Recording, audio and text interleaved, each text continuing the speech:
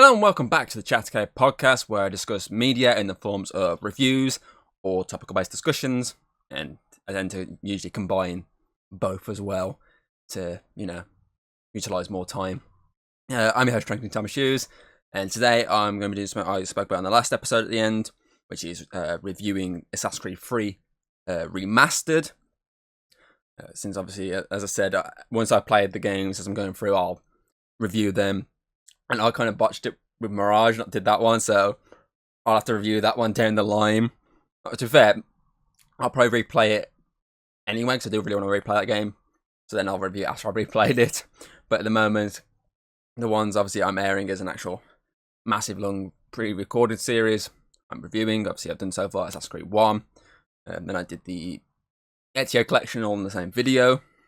So now I'm going to move on to Assassin's Creed 3 Remastered, which of course contains Assassin's Creed 3, the Assassin's Creed 3 DLC, that was the Tyranny of King Washington, and the Assassin's Creed Liberations game, which is also sometimes referred to Assassin's Creed 3 Liberation, the obviously PS Vita game, which is obviously then got ported to actual consoles.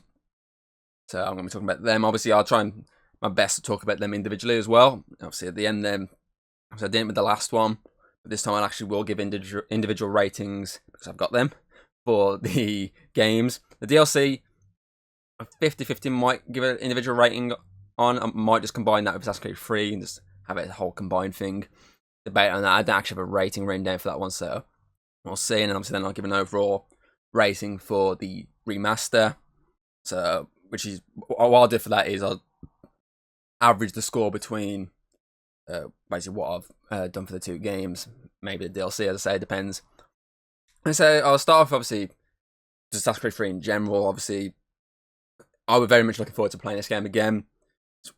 I remember it being one of my favourite ones. I know it's one of the ones that a lot of people didn't really like, but I remember actually really enjoying it when I first played it all those years ago, back in, what, was it like 2012 or 2011, something like that? I think it was 2012. So I remember playing it back then, and I was really looking forward to playing it again this time, and I don't know if it's because I've actually sat through the Ezio collection now, but when I finally sat down and played it, I wasn't as blown away as I remember being. Don't get me wrong, still really enjoyed it, still found it really interesting. I like the new setting, so I like the assassin, obviously Connor, and I say I like a lot of the villain side of it. It's just I remember it being a lot more better. Don't get me wrong, better than Revelations, but for me, as I say, since I've actually sat through Brotherhood and 2 again, I don't think it's as high as those two games. I do think those are a lot better. I'm really hoping Black Flag isn't the same level as what I've gone through with this. But as I say, it's still not a bad game. It's still a really good game. I still really, really enjoy it. It's just not as high as I remember it being. But still, it's still a really entertaining game. As I say, switching up from Italy, well, technically speaking, the last one wasn't Italy. It was Revelations. Where was Revelations set? Revelations was set. Shit, I forgot where Assassin's Creed Revelations was set. Set in a few different places, wasn't it? Revelations setting. It was set in Constantinople. Yes, that was it. It kind of took you back to the Altair stuff as well. So it was kind of Middle East, I believe that is. But obviously, if you think of the two periods before that, it was obviously all in Italy. It's cool now that we've gone, okay, move over, let's go a bit further, let's go to, obviously, the States. New setting, is deal with, obviously, this massive war that's going on between the British and the Americans. And, obviously, you help with dealing with this war. And I do like the setting, I do like the idea of having this war of independence as, like, its backdrop, really. That's pretty cool. And, obviously, you get to see a lot, just like with the Ezio stuff, you get to see a lot of actual historical figures, especially King Washington. Obviously, well, technically King Washington's the DLC, but you get to see George Washington, a lot of obviously well-known American historical figures. And I do like the setting. I like the little towns. You guys, obviously, drastically different looking to when you're in Italy or, I say, in the Middle East. The setting is a lot different. Obviously, there's snow this time, which is pretty cool.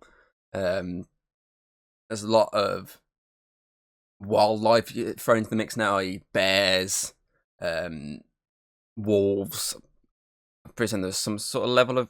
Was there a level of wolf? I don't think there was, actually. So there's a lot of, obviously, other things that can kill you in this game, rather than just people and, you know, dodgy parkour mechanics that make you fall to your death.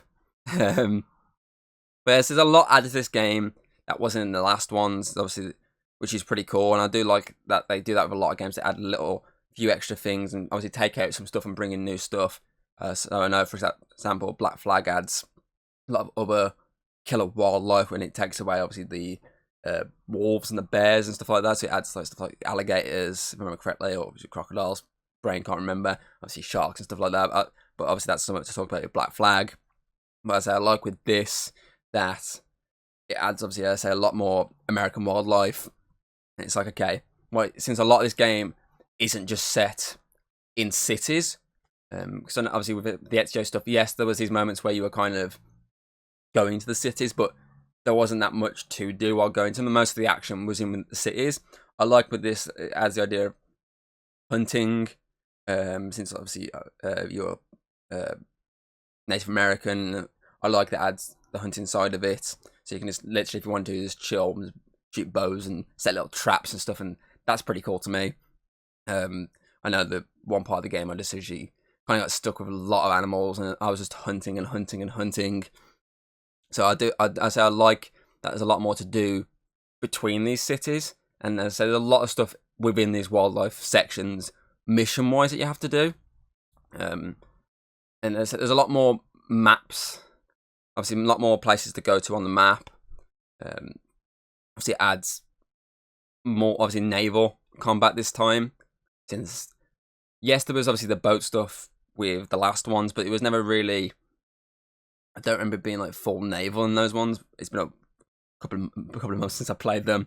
Don't remember too much naval combat side to it. Whereas this, obviously, as the game goes along, you get to utilize a massive part of gameplay that is going to be utilized for the next 2 games, really. Especially Black Flag and Rogue. Obviously, I know Unity was around that point, but obviously the next 2 games set in this timeline. So obviously, I do like that. And obviously, this is the start of the Kenway saga, despite the fact that the next game goes further back in the Kenway saga. And then also goes forward, but before this. They're in the wrong order, but it's fine. It works. Because obviously this is the wrap-up for the Desmond part of the story. Since obviously this introduces his dad and has him having to deal with him. And also deal with the fact that the world is pretty much going to end. And you basically get to a bit more with Desmond. You go into, obviously, different Abstergo locations to steal. Well, not just Abstergo locations. Obviously, these are just locations Abstergo send people there to try and deal with you. And obviously trying to get power sources, doing a bit of parkour, puzzling. And once you've got these power sources, you can unlock the full potential of this temple, this tomb you're in. And so then you got the actual Abstergo locations when you're wrapping up dealing with the bad guy from the first Assassin's Creed game, since he comes back in this one. So you're kind of wrapping up his story in this. Which makes sense because obviously since Lucy's gone, it makes sense that you're wrapping up the story of the 2 characters you met in that first game, which is Desmond and I don't remember the villain's name, but that guy, the bald guy with the beard. It makes sense that you're wrapping up their 2 stories in this. And it's a sad ending for Desmond, but obviously it allows them to do other stuff, obviously, going forward. Because I know, obviously, they focus heavily with Abstergo up until Origins, I believe it is, when they kind of do the reset and have a new story going on. So up until, obviously, from now till Origins, really, it's just like random little stuff outside the game, and you're kind of just, if I remember correctly, is working with Abstergo, or working for them, sorry. And then, then they're bringing the new story, which eventually does kind of tie back to this. I say it's, for obviously what we've had now, the main game, obviously the first game for Ezio is not Kane Liberation, because Liberation is obviously a hint to kind of what's coming, which I'll get to in a bit. Obviously, there's been 5 main Desmond story games: 1, 2, Brotherhood, Revelations, and 3. So this obviously is a 5-arc story first one, I say you never really got to do much. You're kind of just stuck in that one place. Obviously the circular building. The second one took you out of there. Obviously took you to the assassins, dealing with obviously learning a bit more of who you are. Brotherhood then took you from that obviously location to Italy. Revelations then took you from Italy into basically inside the Animus, because you're kind of basically dead. And this takes you back and then takes you obviously to America, and you're basically wrapping up his story. So I'll do like that. Each Desmond story, obviously arc in this 5 games, is in a different location, and each location, apart from the Animus stuff, obviously each location makes sense. Obviously, what's going on when you're in the Animus. As I say, Brotherhood literally location is the obviously. Let me reword that. Obviously, 1, 2, and Revelations, they're kind of their own. Obviously, they're kind of just their own little things. But then Brotherhood and 3 take place in the actual location that's meaningful for the assassin. I say, but the other ones, they're just mainly where there's a Animus located. But as ignore the settings, I think I've gone too far off what I was trying to say, and I've kind of confused myself now. So I'm just gonna ignore what I've been saying for the past couple of minutes. I've lost myself. I'm gonna be honest with you. I say I've enjoyed this Desmond story. It's been a cool backstory. Obviously, a cool non-combat. This one introduced a bit more combat. But obviously, especially when you got the assassin stuff going on, when you're doing the actual like fighting and stuff, it's nice to have this little cool down to allow explanation and story development to go on, and obviously to explain kind of what's been going on within the Animus before throwing you back into it. So I do like that, and so the later games do kind of miss having this side by side story. Yes, there is a story that goes side by side of it, but it's not really anything important, not like this level important. So it is a shame that they kind of get rid of that going forward. But there's only so much story you can tell already with one character, and I feel like, I said, this is the point where you look at it and go, there's been 5 games with Desmond. It makes sense that maybe his story's up, and we can move on for a bit. And as I say, that's what they do, and they kind of do some other stuff before eventually going back to, okay, maybe we can tell another story with another character, and they do a lot shorter in that one. It's obviously a 3 story arc. As I don't know what they're going to do in Shadows yet. I don't know what the Out of Animus stuff is in for that, but obviously we'll find out in the next 2 months, 3 months it comes out. So it'll be interesting to see what that is. As I say, I like the setting, I like the characters, I like the story for it. I say it just doesn't hit as hard as it did when I first played it. The remaster of it is okay. It's like the Ezio Collection level of okay. It's nothing spectacular for a remaster. I feel like a lot of these remasters that I've spoke about on the channel, actually the Ezio Collection and the Alan Wake one I did, as the other one I did, obviously those aren't massive, like, wow, this game looks totally different to the original. Yeah, there are changes, some for the better, some for the worse, but overall it's just like, it's just what it is. It's just a good way of the next generation to play the game and have all the content there, because as I said, the Ezio Collection had all the 3 Ezio games, and on top of that it had the TV, that weird like little series it did online, and then the animated like ending, so it had like the entire Ezio timeline attached to it. And then Remastered of course has the game, the base game, the DLC, and the spin-off game. So it's kind of like a decent way of combining them, and obviously Alan Wake did it with the base game and the DLC. So I say it's better than just buying the base game outright and then have to buy these other stuff extra. You're just buying it all as one bundle, which is probably the main perk, I'd say. Like these remasters that I've played so far on the, obviously, and spoke about so far on the channel, that's kind of the main perk these have, really. So I'm not gonna really bash them heavily for not basically rebuilding the game entirely. Like, yeah, that'd be cool if they did, and obviously it probably would look better, but it's just this is just an easy way, an easy cash grab for them, but it's also an easy way of, if you haven't got access to the base game, obviously the original game, it's just an easy access for you to play it again. Obviously, the game again, and also play all the other stuff that's linked to the game.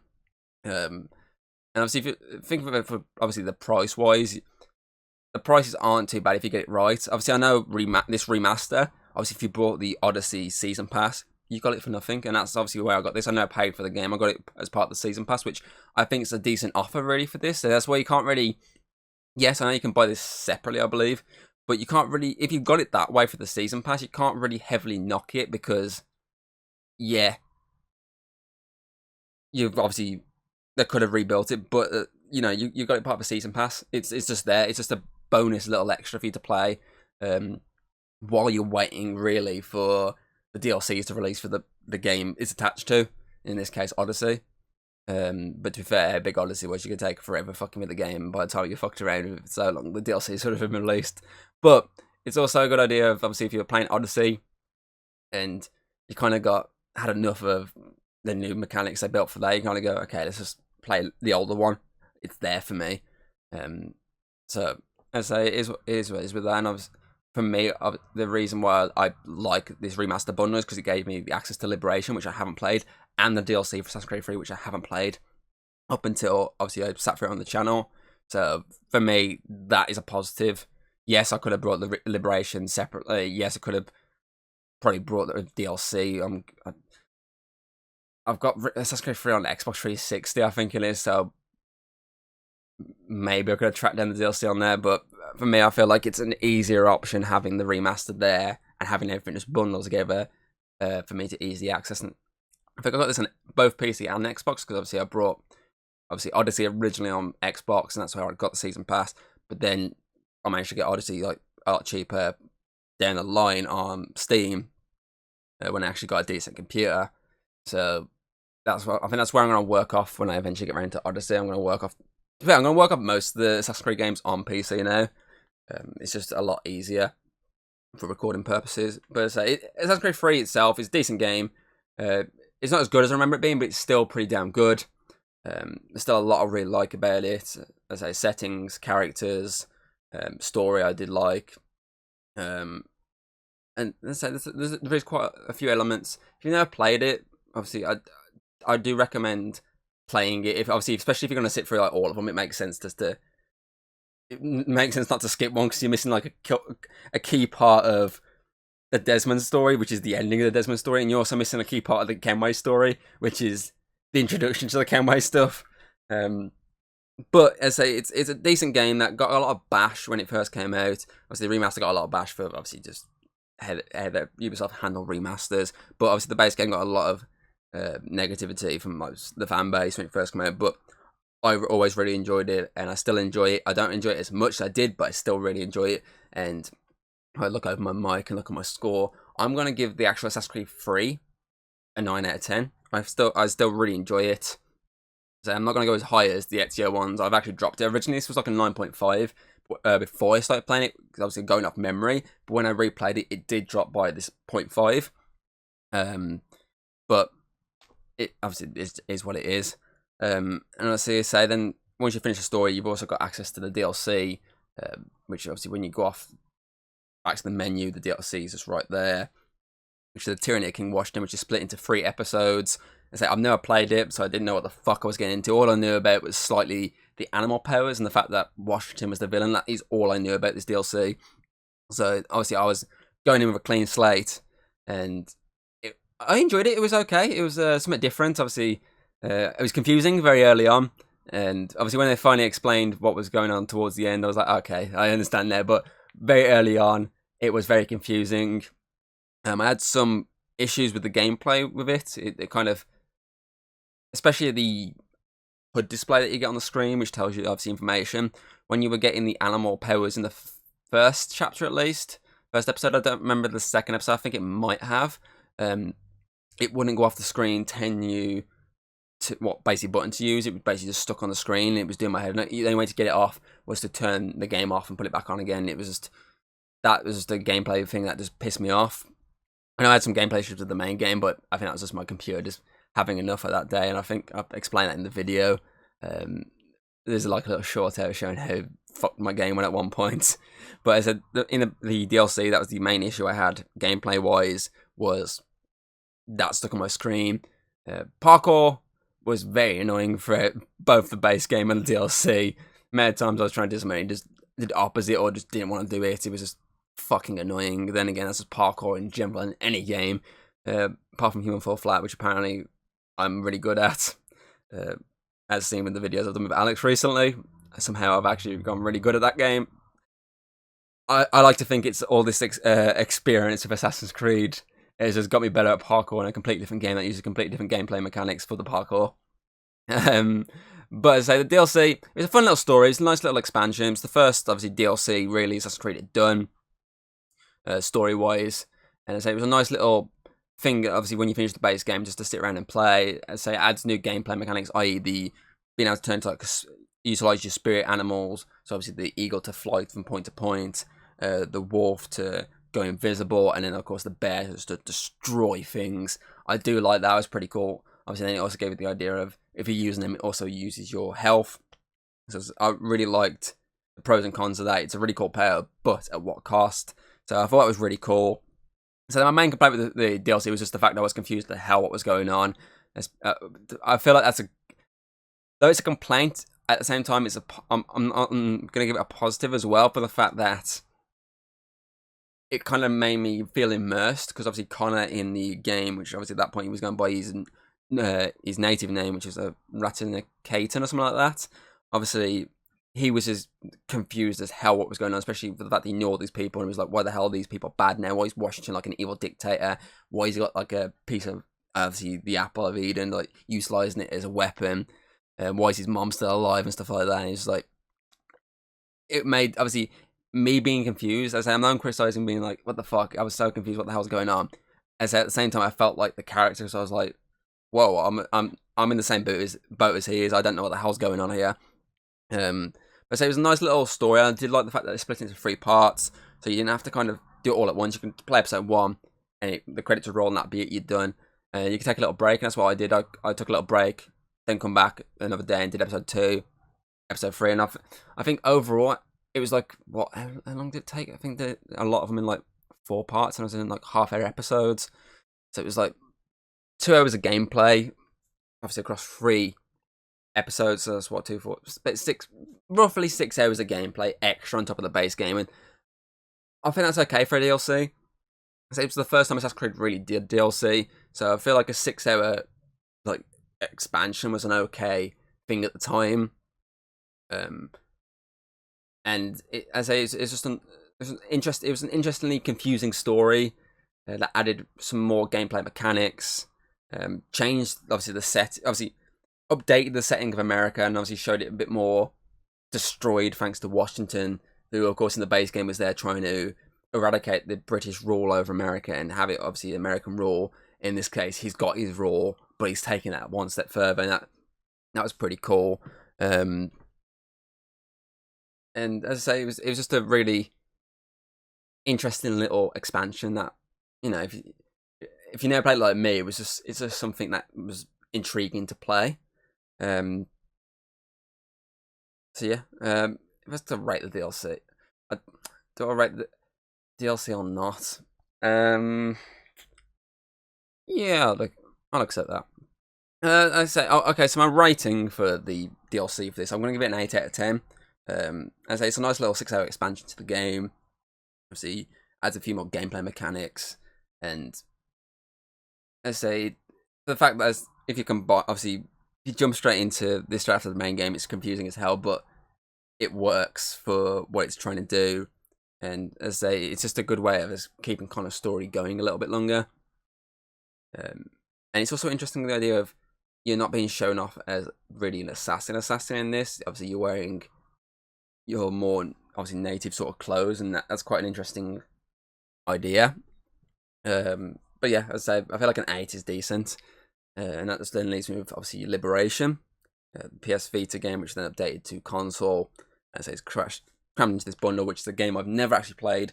It's one of obviously 2 Assassin's Creed games I've not really touched. Obviously, the one being Freedom Cry, which obviously kind of was a DLC itself, just like the so the Tyranny King Washington stuff was. It was kind of DLC, but they've now also put it as a separate game entirely. So it's basically essentially like Liberation. It's its own little separate game. And obviously, those are the two I haven't really properly played. I played the start of this. Like I'm going back when I first fucking had the remaster on Xbox. I played the start of it then, but I never really played much of it until now. And so I've finally sat down to it, and it was a nice little game. Obviously, completely different character, same settings, but it obviously takes you to a different city entirely. This time, New Orleans, and it does obviously that and the bayou next to it. So it kind of condenses the location more into these two areas, and then obviously gives you these other little areas later on. But you can't really get there other than within the story. Whereas obviously Assassin's Creed 3, you could get to all these locations constantly. This kind of condenses them just to really story locations, which makes sense really because it was a small game, and you can kind of feel as you're playing it, like you're looking at it, like okay, you can tell this was a much more smaller game than its predecessors. You can definitely sort of tell it was a handheld game first, as I say, by the sheer size of it and the fact that it doesn't add much really to obviously gameplay wise. Obviously, yes, it adds some new stuff, like obviously it adds a whip and just adds like a few other things weapon wise, but you can sort of tell that it's, I don't know, you can just kind of tell. I don't know how to explain it. Yeah, I can just kind of tell that it was not a big release, but that's not knocking it. It was still an entertaining game. I don't really have any problems with it. I like the main character. I like the fact that you can obviously have 3 different outfits, and you can kind of use them to get into certain places, and each have their pros and cons. I do really like that. I think that was pretty cool. The new, obviously, city and its obviously the bayou locations are really good, interesting. I was happy, but also annoyed the fact that there wasn't many alligators. I only encountered like 2, I think. So every time I was using the trees to get around, I was expecting to see alligators somewhere below, but you never really got to see them. But I'm guessing that's where the handheldness came into it. Like they couldn't have too much, or else the game wouldn't run properly. So that was kind of annoying, but also kind of made me happy at the same time because I didn't have to deal with alligators constantly. But at the same time, they're very easy to kill because it's button mashing. You just had to click certain buttons at certain times and they're dead. There you go. You got an egg. Nice. So, but as I say, I like these settings. They're pretty cool. I like the new character. I like these new different weapons you get to use. I do like the fact that you can also use Connor's tomahawk, which is something I kept using a lot. That was good. I also like the fact in the story, towards the back end, you do get to cross paths with Connor. Obviously, the story does obviously cross into his, and does add a little bit more to his story. Obviously, seeing what he's did at a certain point in time. It doesn't add too much, and it's annoying that you didn't get a lot more of him. I think this game would have been cool if you saw it as like this was sort of like the back end of his obviously assassin stuff, and he was kind of like being more of a mentor to someone who's new to the game. That would have been really cool, I thought, but it kind of got him more as obviously just like a story mission towards the end, which, to be fair, means you're not shifting focus then from your main character, because obviously, yeah, he's the established character, but at the same time, you're now establishing this new character, Aveline, as the main protagonist. And as I say, she's an interesting character, as pros and cons for a different outfit she chooses. The story's okay. I wouldn't say the story's amazing. Obviously, it's good. It's entertaining. It just feels a bit rushed at times. But then again, I found that with a lot of Assassin's Creed games. Some of the stories at times just heavily jump in time, which kind of makes sense because you kind of get into the key points you need. But I feel like this one feels like a bit more rushed. On top of the fact it also feels very small, because obviously being this PS Vita game it was based on, obviously it couldn't be like this massive fucking like 15-20 hour fucking epic game. It's got to be a much more smaller game, and I think I did it in 11 videos, I think, something stupid like that. And as I say, you can definitely feel that it's a much shorter running game than the rest, and that's probably why it feels a bit more rushed than the rest, but it's still okay enough story. Obviously, it's classic twists and turns throughout. I just wasn't as blown away as I wanted to be, but I was blown away enough. I had enough fun. I had fun enough to sit through and pretty much play it in like a massive playthrough, rather than just keep breaking it up over like certain I don't know, over so many weeks. I did it pretty much in one weekend. That, to be fair, just shows how much of a smaller game it is. The fact I managed to do it in near enough one weekend. But I say it was still it was a fun little expansion, really. I'm expecting Freedom Cry to be this level of quality, like nothing like extravaganza, nothing massive, just an okay and entertaining enough game that obviously is just it's cool to play for the fact that it's in the remaster. It's there. You can go, oh, it's got an extra game to play. I can play it, and I say it just add that little bit extra with the kind of stuff at the end. Got these twists and turns. Cool little setting. It's a nice little town.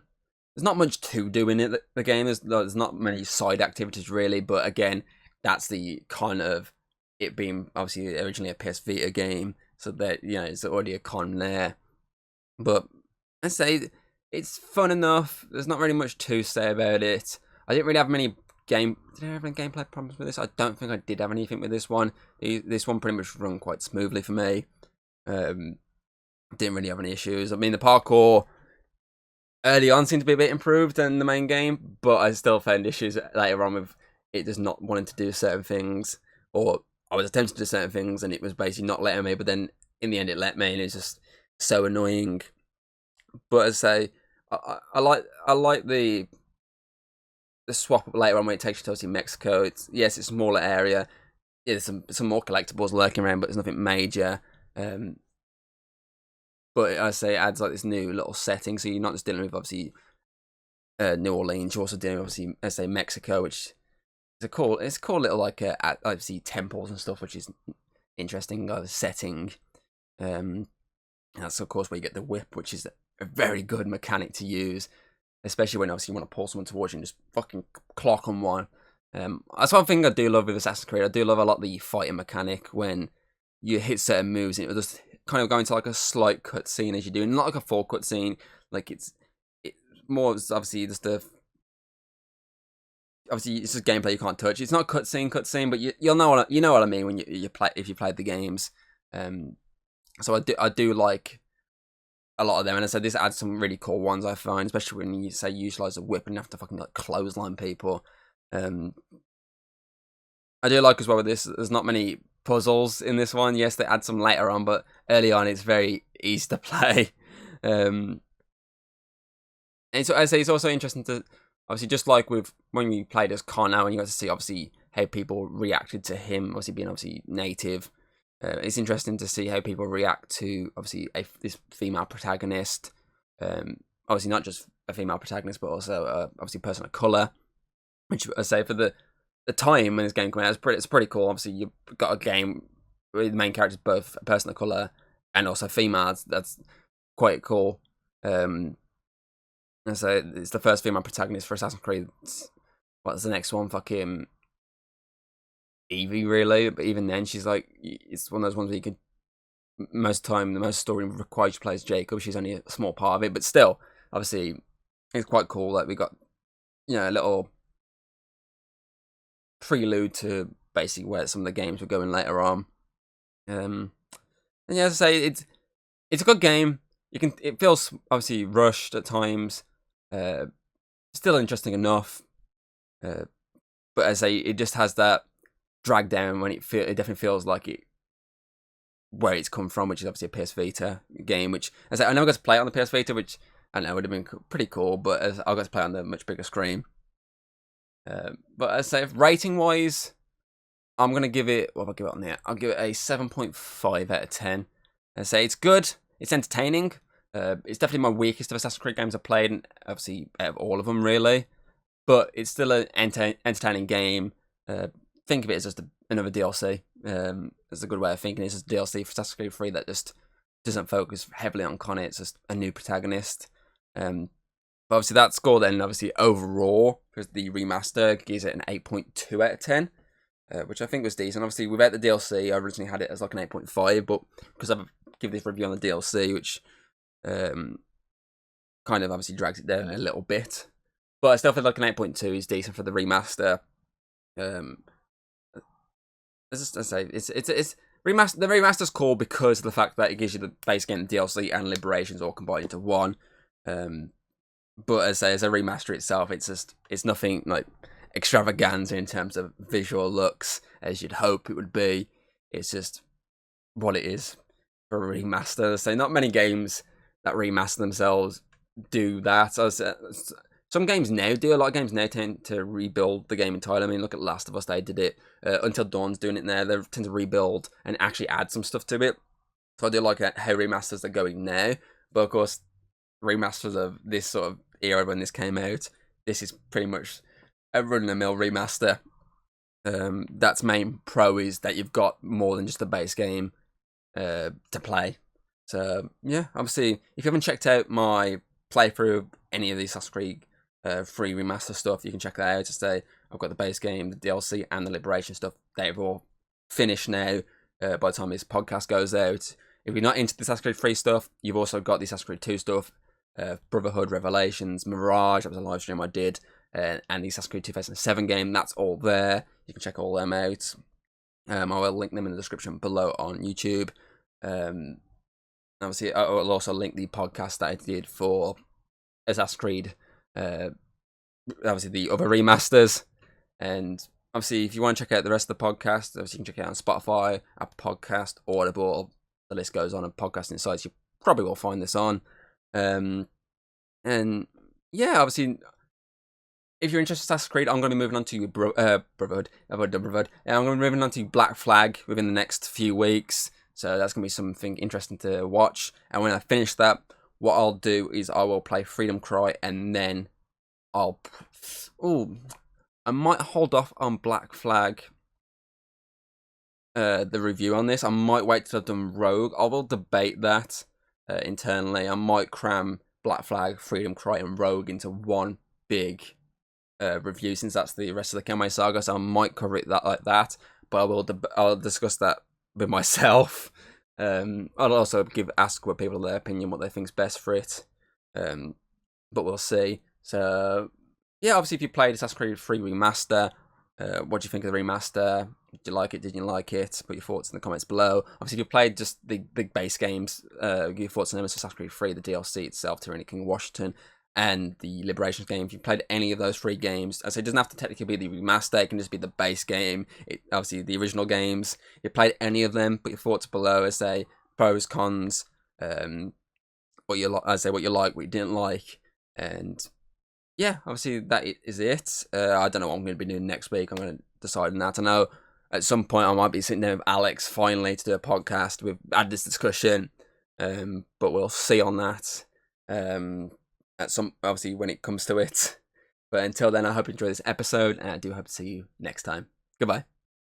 If you like what you've seen, don't be afraid to throw us a little like and subscribe. That's always very appreciated over here. And well, I'll see you on the next video.